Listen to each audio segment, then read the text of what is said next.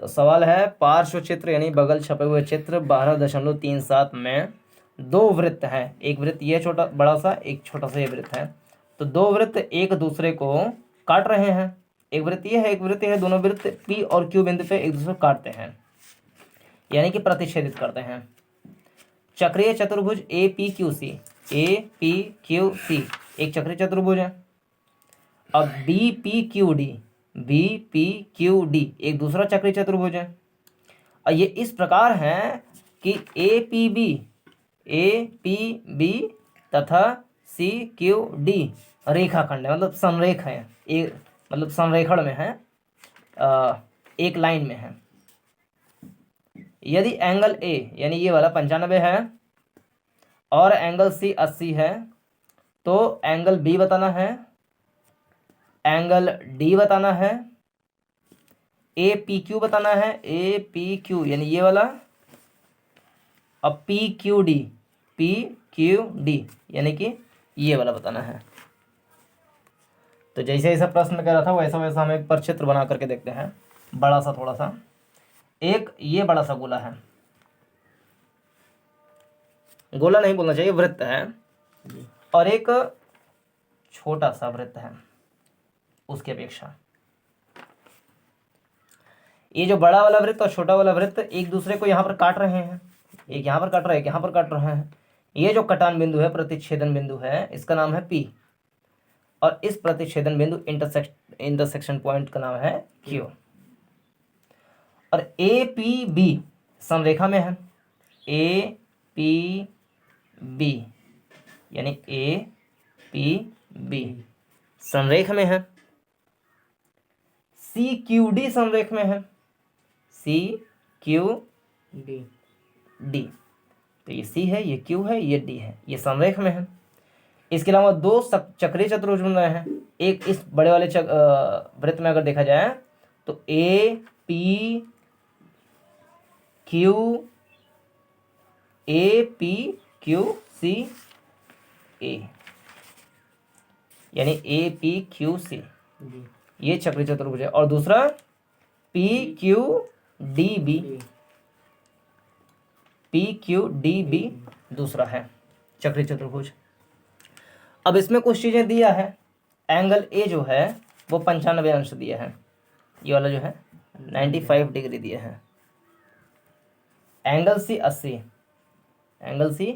80 degree, ये वाला।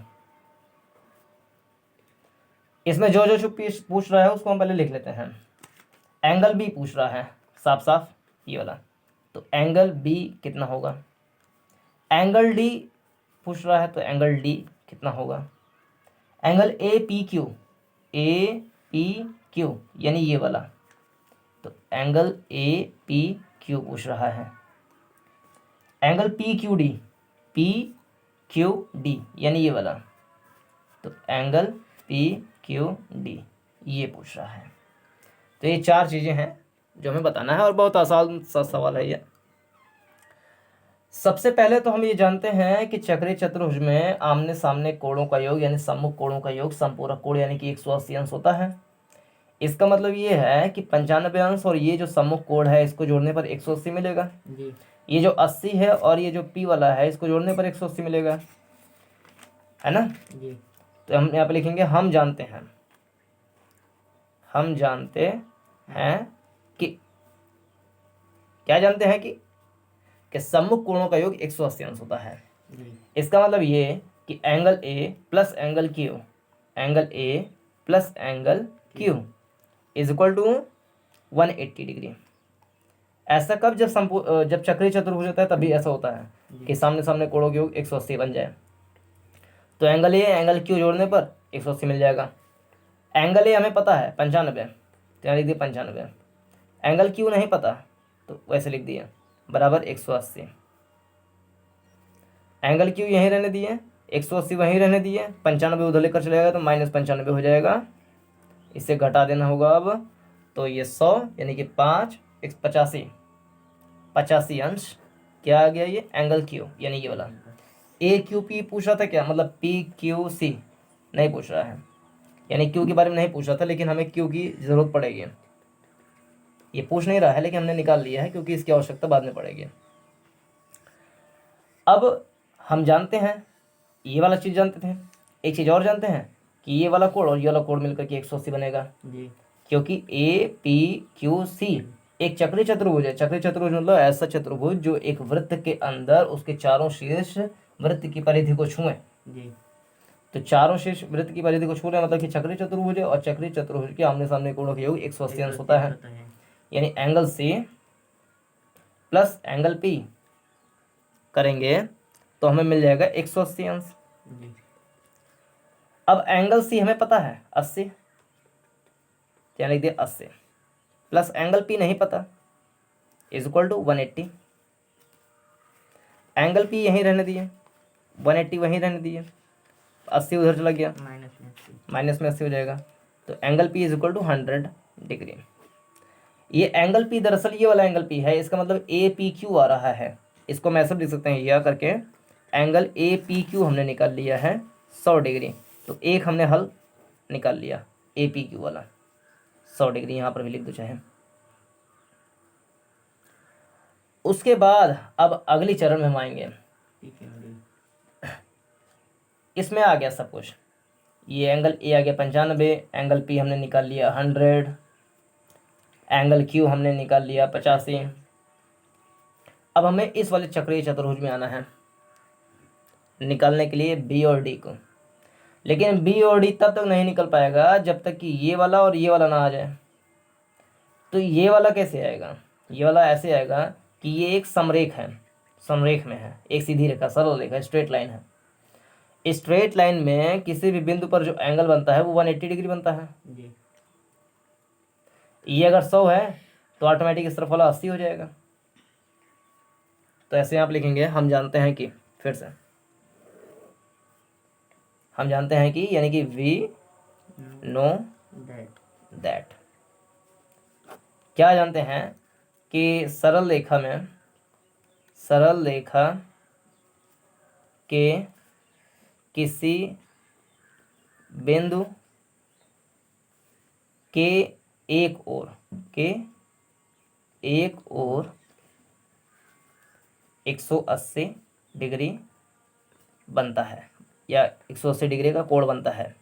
ये चीज़ पता है, तो वही चीज़ इस पर अप्लाई करेंगे। APB एक सीधी रेखा है, APB एक सीधी रेखा, ऐसा प्रश्न में भी कह रहा था, सीधी रेखा है। और सीधी रेखा होने का मतलब ये है कि बिंदु P पे 180 अंश बनेगा। इसका मतलब ये है कि APQ, एंगल APQ और प्लस BPQ, यानी ये वाला BPQ मिला करके 180 बनना चाहिए जी। तो APQ तो हमने निकाला है 100, तो यहाँ लिख देंगे 100, लेकिन BPQ यानी ये वाला भी नहीं निकला है, तो इसको ऐसे लिख दिया बराबर 180।